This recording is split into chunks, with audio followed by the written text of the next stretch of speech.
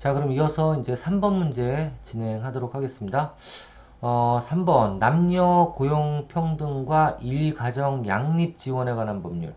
그러니까 지금 이 창업 노동관계 법률은요, 주로 일가정 양립 지원 법률, 그리고 또 기간제 법률 있어요. 기간제 법률 그쪽하고, 그리고 또 고용노동법, 근로기준법, 그 정도 알고 계시면 좋을 것 같아요. 거기서 시험 문제 다 나와요. 고용보험법, 근로기준법, 그리고 일가정 양립지원, 그리고 단시간 근로자 또는 기관제 근로자에 관한 법률. 이쪽에서 시험 문제가 제일 많이 나오니까 그쪽 관련된 그 법률에 대해서 이해를 하시면 되는데요. 들어보면 뻔한 내용들이 많아요. 자, 일단 남녀 고용평등과 일가정 양립에 관한 법률에 대한 해당되지 않는 것은 어떤 것인가 이렇게 했죠. 법률에 해당되지 않는 항목은 기존에는 배우자 출산휴가 청구는 출산후 30일까지 가능했지만 개정법은 90일, 90일 맞습니다. 90일 맞고 그리고 배우자 출산휴가라 그래서 이제 남편도 이제 할 수 있게 남자도 할 수 있게 되죠. 두 번째 휴가 기간에 1회 분할 사용이 가능해졌습니다. 그리고 세 번째, 만 6세 이하 자녀를 둔 노동자의 노동 시간을 줄여주는 제도이다.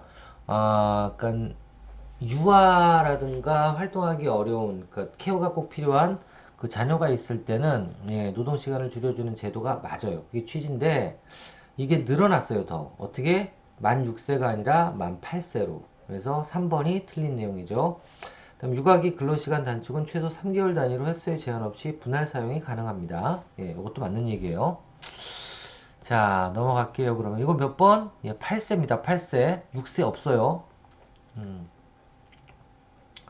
자, 그 다음에 근로기준법에 대한 설명으로 적합한 내용은 이라고 했습니다. 근로기준법에 대한 설명으로 적합한 거. 근로란 육체노동을 말한다? 아니죠. 육체노동과 정신노동을 포함합니다. 두 번째, 옳은 것이니까 이건 아니죠. 이 법에 정하는 근로조건은 적정한 기준으로 아니에요. 최저급여 기준으로. 그쵸? 최저 기준으로 근로관계 당사자는 이 기준을 무조건 준수해야 돼요. 이거보다 높아야 돼. 아시죠? 세 번째, 대한민국 국민에 대해서만 적용한다? 아닙니다. 누구든지, 카자흐스탄이든지, 아니면 베트남이든지 똑같습니다. 근로기준법은.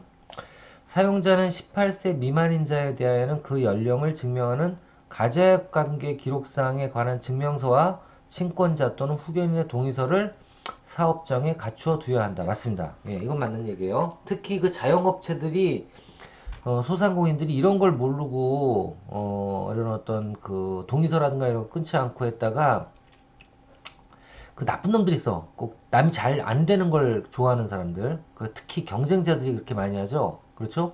그 예를 들면 호프집이 있는데 요걸 망하게 하고 싶어. 그럼 어떻게 해요? 딴 데서 요런 법을 하는 사람들은 요거 가지고 찔러. 문 닫게 하려고. 나쁜 놈들. 그죠? 그래서 하여튼 이런 법들은 꼭 알아두시는 게 중요합니다. 18세 미만은 후견인의 동의서 있어야 돼요. 꼭 알아두시기 바라겠고요. 미만인자입니다. 이하인자가 아니에요. 미만인자. 자, 그리고 넘어갈게요. 다음 중 남녀 고용 평등과 일가정 양립 계속 나오네. 일가정 양립 지원에 관한 법률에 해당하지 않는 것은 이라고 했습니다. 남녀의 평등, 그렇죠. 남녀의 평등 맞는 거고요. 그리고 고용상 연령이 아니죠. 뭐예요?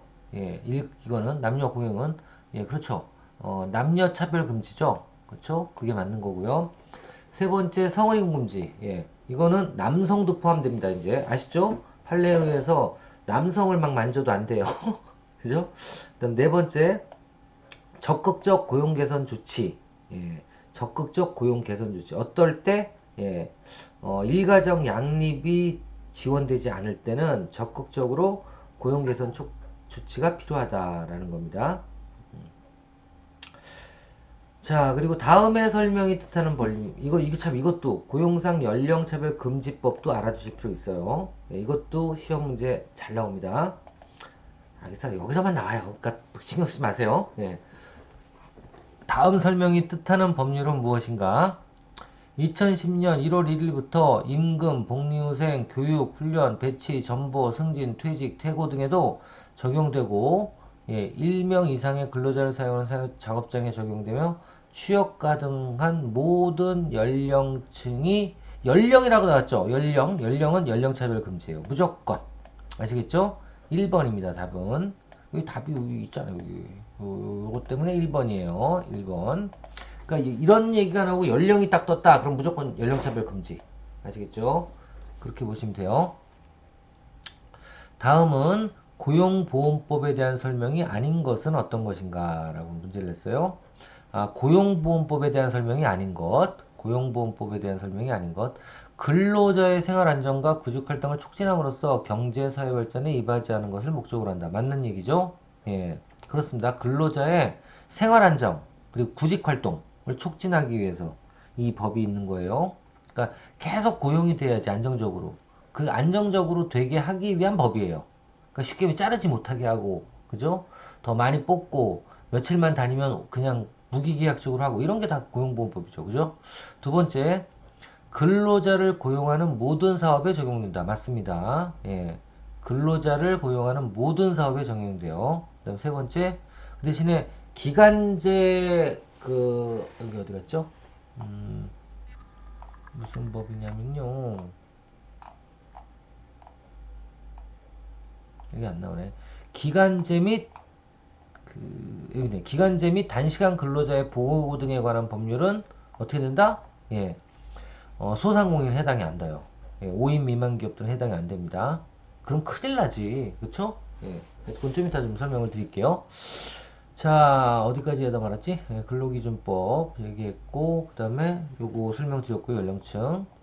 그다음에 고용보험법에 대한 설명이 아닌 것은, 네, 촉진하고 근로자를 고용하는 모든 사업에 적용이 되고요. 적용이 됩니다. 고용법은. 실업급여는 구직급여와 취직촉진수당. 맞습니다. 어떻게 보면 실업급여는 왜 줘요?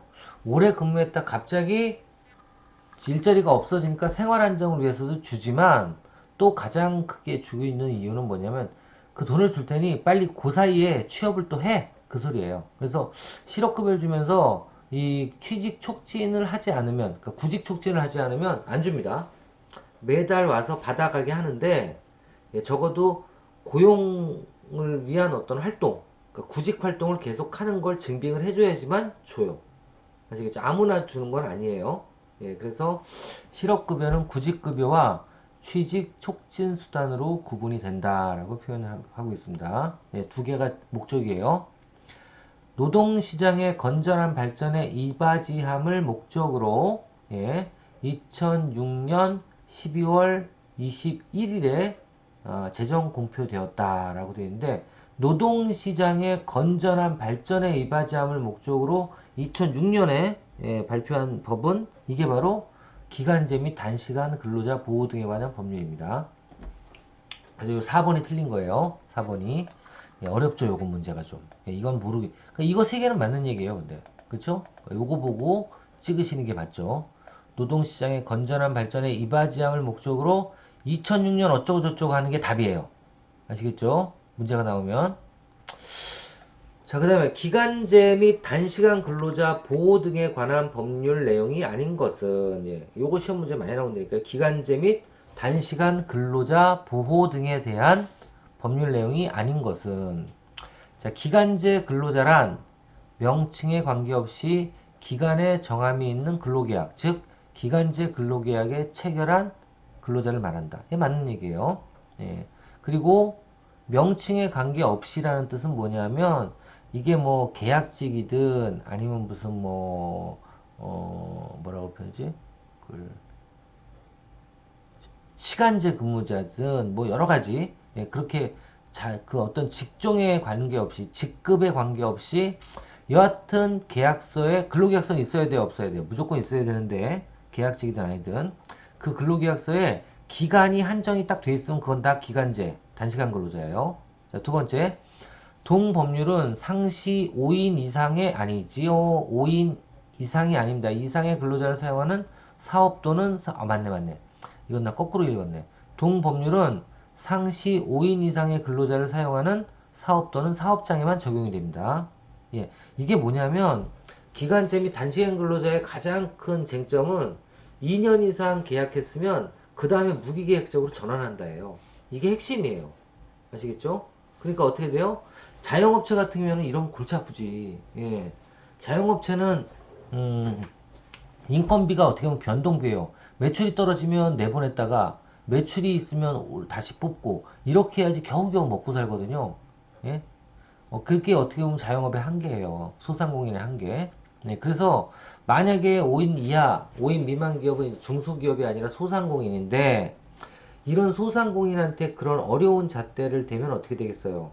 예, 아무도 안 다니죠. 예, 아니, 아무나, 누구든 망하지 않을 수가 없죠.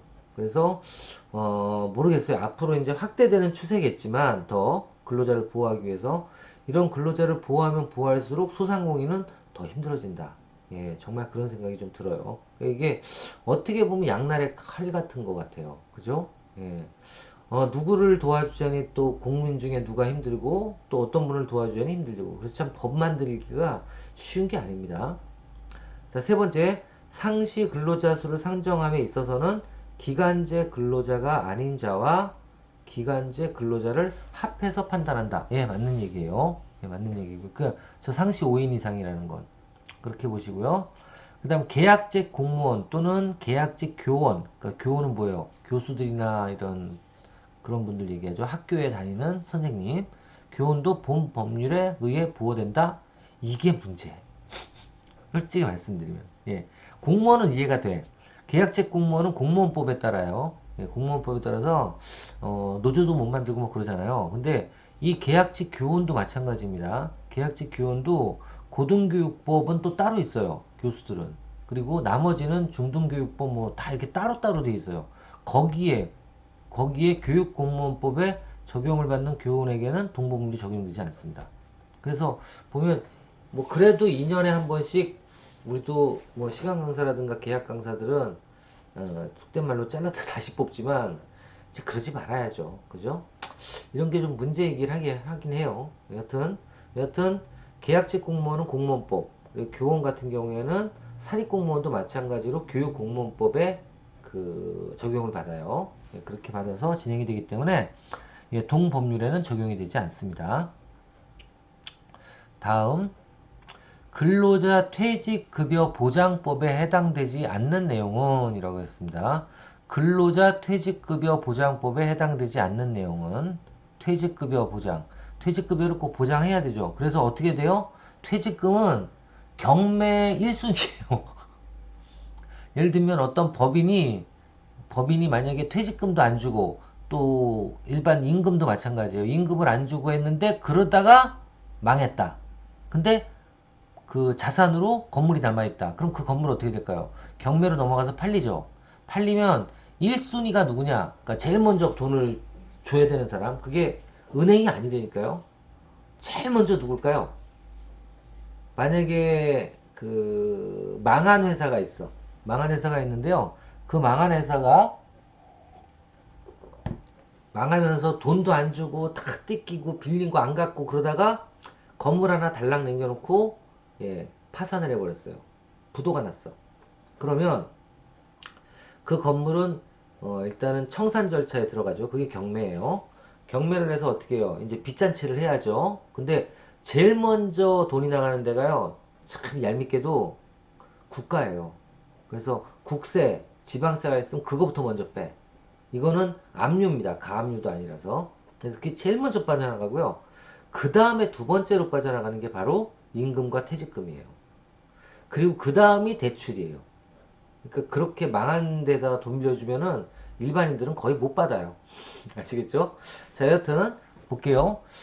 일정 범위의 임금 채권과 퇴직금 채권이 다른 채권에 비해 우선적으로 변제될 수 있도록 하는 우선 변제 제도를 규정해서 근로자를 부용받습니다. 이게 맞는 얘기예요. 두 번째, 근로자는 이 법은 근로자를 사용하는 5인 이상의 사업 또는 사업장에 적용된다. No. 이런 건 근로자를 보호하는 거기 때문에 모든 기업에 적용이 돼요. 그래서 그게 잘못된 거예요. 2번이 잘못됐네요. 3번 적용 대상은 근로자, 사용자 및 퇴직연금 사업자이다. 예, 맞는 얘기고요. 예, 그 다음에 네 번째, 근로자 퇴직급여 제도의 설정 및 운영에 필요한 사항을 정함으로써, 예, 그렇죠. 근로자의 안정적인 노후생활 보장에 이바지함을 목적으로 하고 있다. 예, 맞는 얘기입니다. 자, 그 다음에 다음 사례에서 적용할 수 있는 법률은 이라고 되어 있습니다. 다음 사례가 뭔가 볼게요. A씨는 2012년 2월부터 2015년 10월까지 모 카지노에서 고객에게 통역 서비스 및 식사 음료를 제공하는 업무를 담당했습니다. 예, 2012년 2월부터 그죠? 2월. 그러면 2013년 2월, 2014년 10월, 2015년 2월. 어이구, 3년이 넘네. A씨가 2013년 6월부터 B사로부터 급여를 받았는데, 예, 10월까지는 B사와 근로계약서를 작성하지 않은 상태에서 일했고, 2014년 10월까지는, 그리고 2015년 10월 A씨에게 근로계약 종료를 통보했어요. B사는. 예, 10월에. 그러면 원래는 3년 근무했는데 계약서상에 몇 년이에요? 2013년 10월부터 근무했어. 그래서 10월부터 2016년 2014년 10월 맞죠? 저 그랬는데 10월까지는 그게 11월 13년 11월부터 14년 11월부터 근로계약서를 작성했대요. 야, 이게 얄밉다. 그리고 2년이 지난 10월에 딱 2년이 안 될 때 근로계약 종료를 통보했고 A씨는 근무기간이 초과됐으므로 일반적으로 계약 안 했을 때도 했으니까 무기계약직으로 전환을 이유로 부동소송. 그렇죠. 무기계약직으로 전환을 해달라고 요청을 하면서 예, 소송을 제기했어. 그죠? 이건 뭐예요? 이게 바로 기간제 단기간 근로자예요. 제가 아까 얘기했죠? 예. 2년을 무조건 꼬박 근무하면 그러면 재계약 통보 없이 무조건 무기계약적으로 전환이에요. 예. 일반 기업들은 그렇습니다.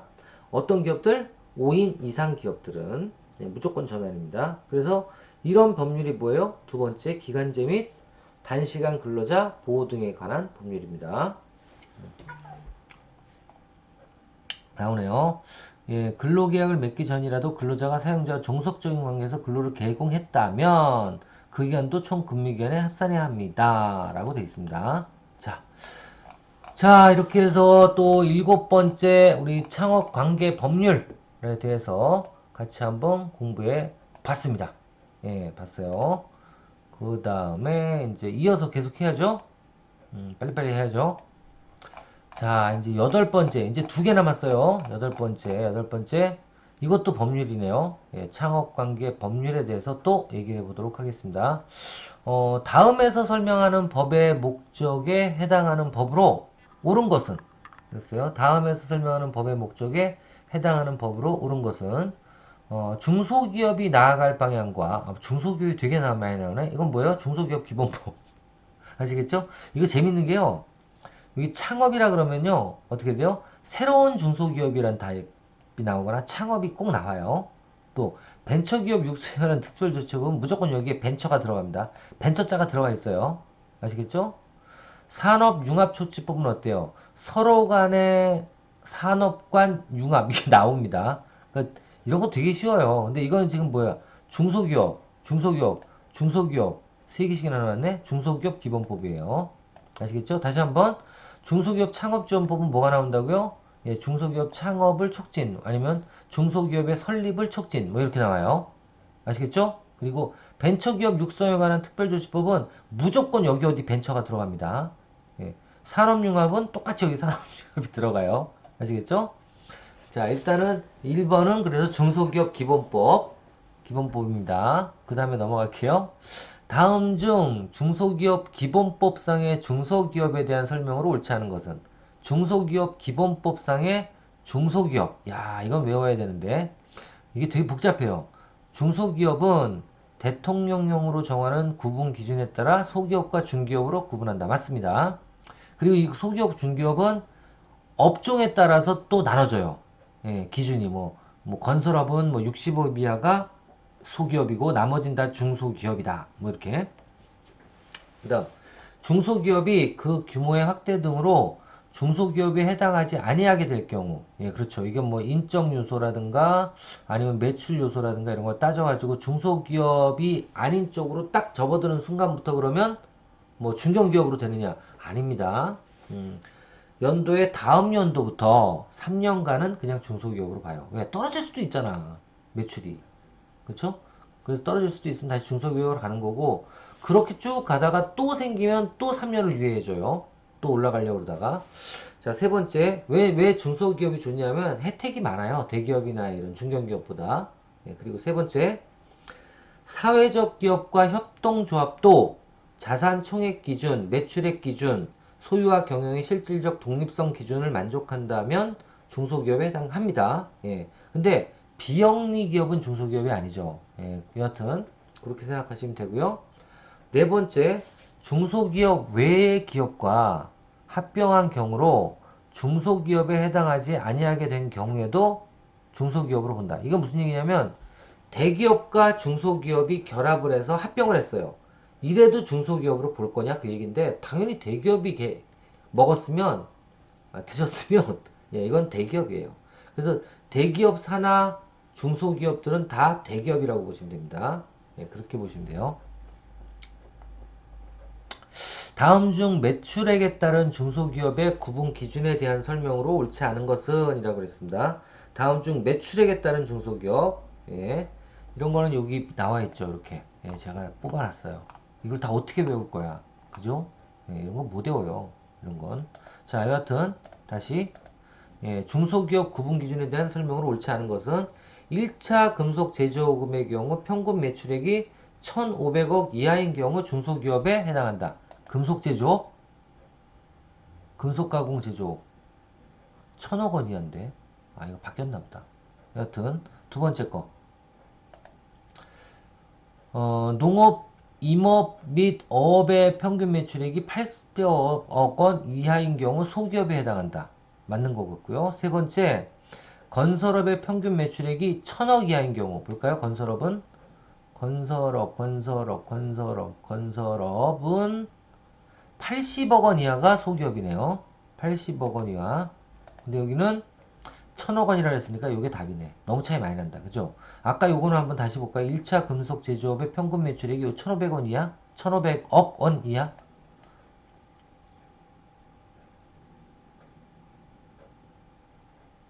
1,000억 원 이하인데.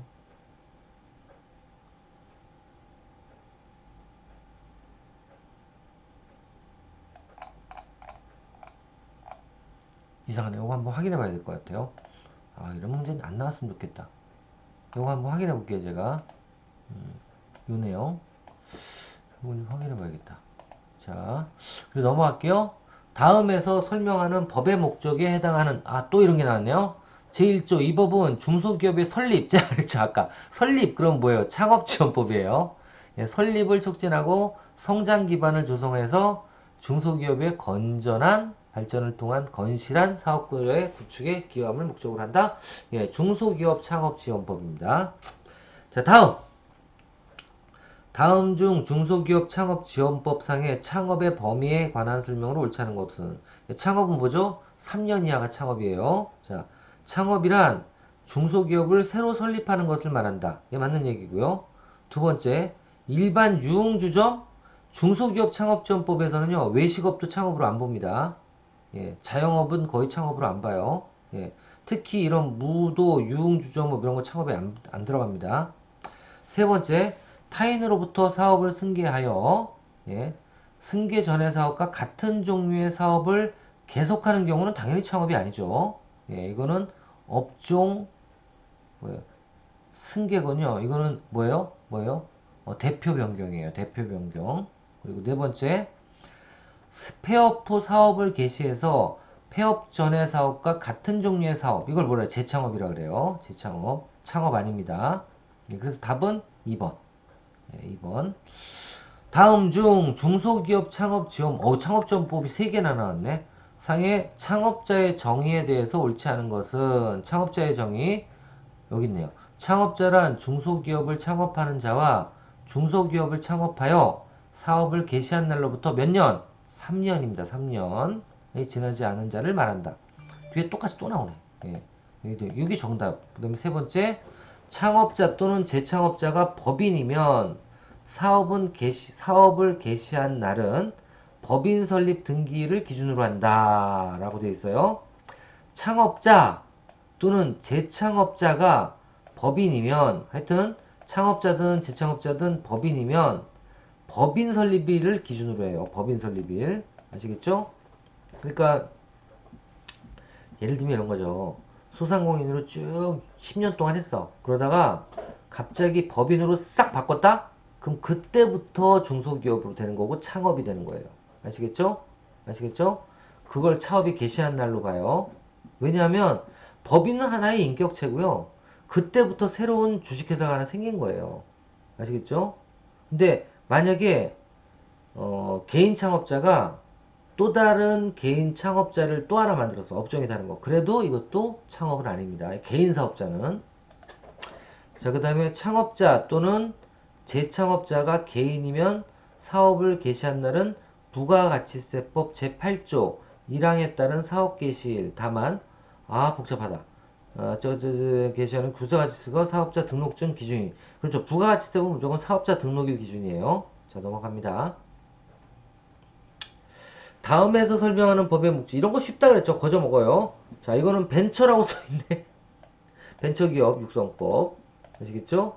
예, 그 다음에 다음 중 벤처기업 육성에 관한 특별조치법상에 벤처기업의 요건으로 옳지 않은 것은, 이거 우리 1학년 때 배웠었죠. 신기술 창업 투자조합이 투자를 한 금액의 5천만 원 이상. 5천만 원 이상 맞아요. 그리고 중소기업, 이것도 5천. 이게 아니라 원래는 5천만 원 이상 투자만 받으면 무조건 뭐예요? 예. 벤처기업 육성에 관한 특별조치법상의 벤처기업이에요. 아시겠죠? 보세요. 이게 한번 나올 거예요, 아마. 자, 여기 있네. 보세요. 벤처 투자기관으로부터 투자받은 금액이 자본금의 10% 이상이거나 투자 금액이 5천만 원 이상이면 무조건 벤처기업이에요. 아시겠죠? 자, 두 번째가 틀린 거예요. 세 번째, 그렇죠. 투자 금액의 합계가 얼마? 10% 이상. 10% 이상. 100분의 10이니까 10% 이상. 그 다음에 문화산업진흥법 기본법 제2조, 제12조에 따른 제작자 중 법인이며 기업의 자본금 중 투자 금액의 합계가 타지하는 비율이 자본금의 몇 프로? 7%. 그것도 있나 여기? 여기 있잖아요. 문화상품을 제작하는 법인은 7%. 아시겠죠? 문화는 7%. 그리고 일반은 10%. 아니면 5천만 원. 아시겠죠? 3번이 틀렸네요. 아니, 3천만 원이 틀렸네요. 5천만 원이에요. 자, 그리고 다음 중 규제 샌드박스에 대한 설명으로 옳지 않은 것은, 샌드박스요? 혹시 여러분들 얼마 전에 끝난 스타트업 봤나요? 스타트업 창업을 배경으로 한 드라마. 예. 거기에 그 투자하는 회사명이 샌드박스예요. 샌드박스가 뭐냐면 원래는 그런 뜻입니다. 창업자는 망하기 쉽잖아요. 망하면 어떻게 해? 떨어지잖아. 아프잖아. 아프면 안 아프게 하라고 밑에 깔아놓는 게 그 샌드박스예요. 이게 주로 근해에서 많이 쓰는 건데, 이게 그 한마디로 창업을 맘대로 하게 해주는 그런 어떤 기관이라고 보시면 돼요. 그래서 규제 샌드박스는 창업자들이 실패하지 않게, 예, 성공할 수 있도록 좀 밑받침이 돼주는 폭신한 담요 같은, 방석 같은 역할을 하는 거다라고 보시면 되고요. 그래서 규제를 완화시켜 주는 거죠. 이거는 대신에 시간과 장소 규모에 제한을 두고 실증 테스트를 허용하는 혁신의 실험의 장이다. 그렇죠. 예. 그래서 예를 들면 규제 같은 걸 다 막아줍니다. 예. 어떻게 보면 제대로 된 어떤 혁신적인 기술은. 그 다음 두 번째, 국민의 생명 안전에 위해가 되지 않는 한은 마음껏 도전하고 새로운 시도를 해볼 수 있도록 한다. 또 아이들이 안전한 환경에서 자유롭게 뛰어놀 수 있게, 그렇죠. 모래놀이터에서 유리됐고, 혁신성과 안전성이 바탕이 되는 신기술, 맞아요. 그리고 신서비스의 시장 진출을 규제 안 하기 위한 제도예요. 안 하기 위한 제도. 아시겠죠? 그러니까 4번이 틀린 거죠. 자, 그 다음에 다음 중 규제 샌드박스의 주요 내용으로 옳지 않은 것은, 주요 내용으로 옳지 않은 것. 규제의 신속 확인 제도란 기업이 신기술, 신산업 관련 규제가 존재하는지 허가가 필요한지 여부를 문의하면, 예, 바로 알려주는 제도인데요. 며칠인가가 중요하죠? 며칠인가 볼까요? 우리 아직 멀었어. 자, 규제 신속 확인 며칠이에요?